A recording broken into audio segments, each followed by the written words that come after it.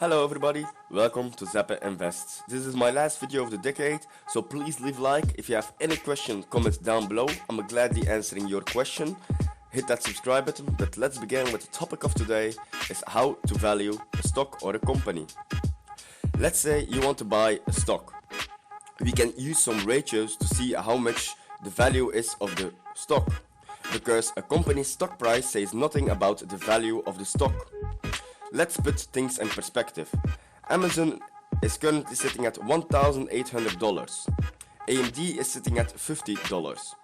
Does this mean Amazon is 36 times more expensive? No.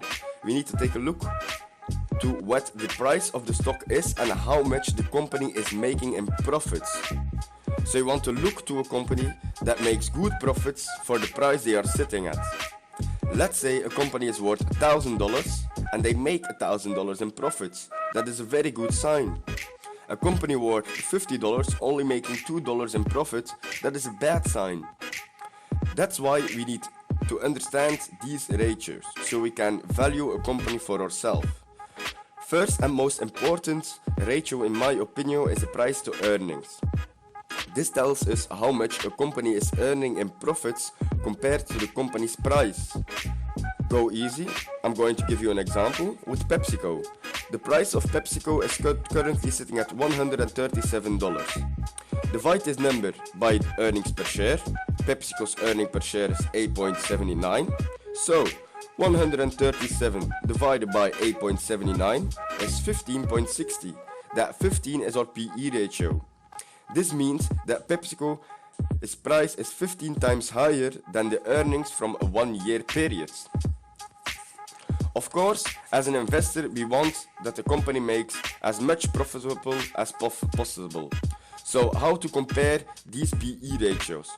First of all, you can compare the PE ratio to the S&P 500, that are 500 American companies, and the average PE ratio is 24.27.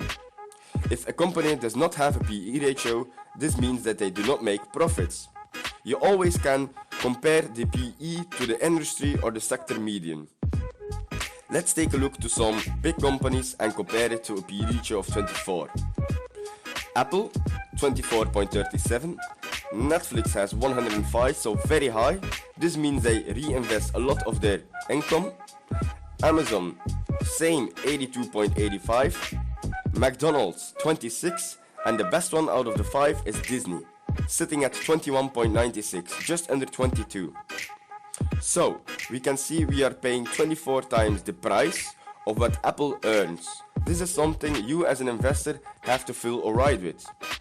You can't value a company in one ratio, of course, so let's take a look to the price to sales ratio. Instead of taking a look to the company's earning, we watch the revenue. Money made before expensive. For an example, AirPods cost $250. That's the revenue. But the profit Apple has after expensive is $150. That is the profit. The revenue will tell us if a company is still making money even if they are not keeping much of it in profits. Example. A stock like Netflix invests a lot of their profit to reinvest into new content. This means a low price to earnings ratio, but a normal price to sales ratio. So, how to get this ratio? You take the market capitalization divided by the years of sales.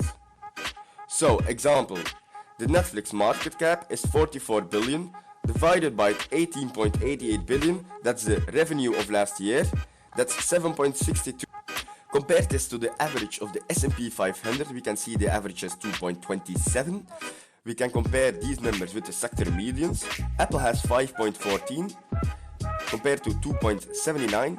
Netflix has 7.62 compared to 1.50. Amazon has 3.47 compared to 0.96. McDonald's has 7.24 compared to 0.96. And Disney has the best one with 3.22 compared to 1.50 sector median.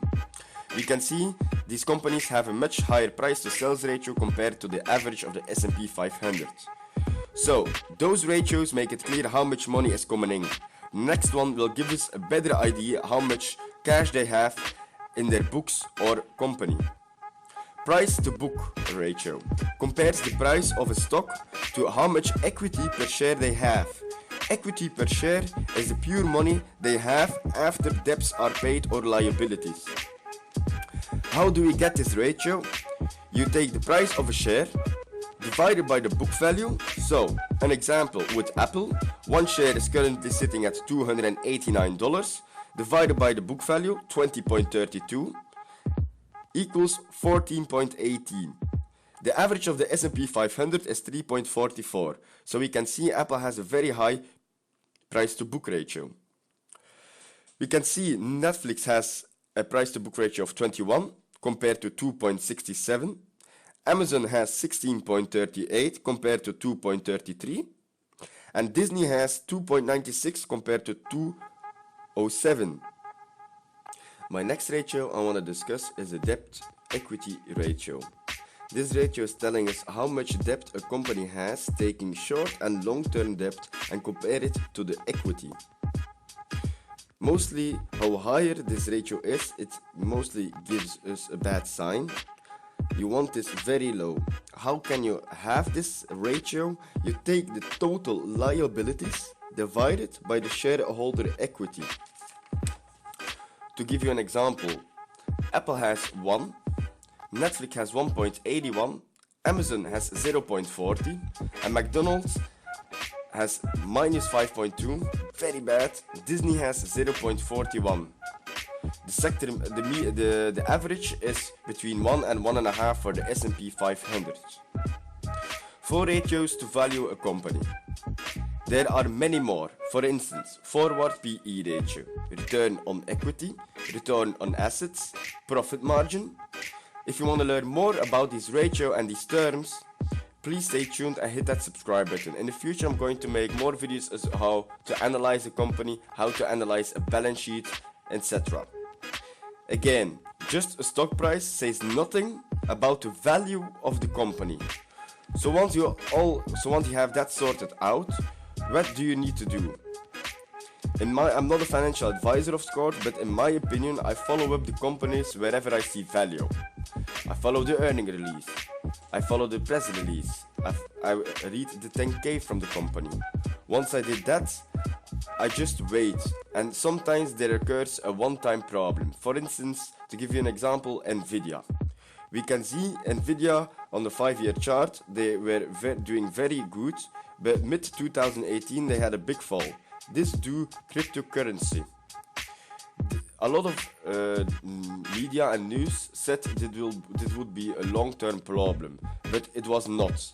Nvidia kept on surprising in the earning reports, and now it's already back to all-time highs, almost.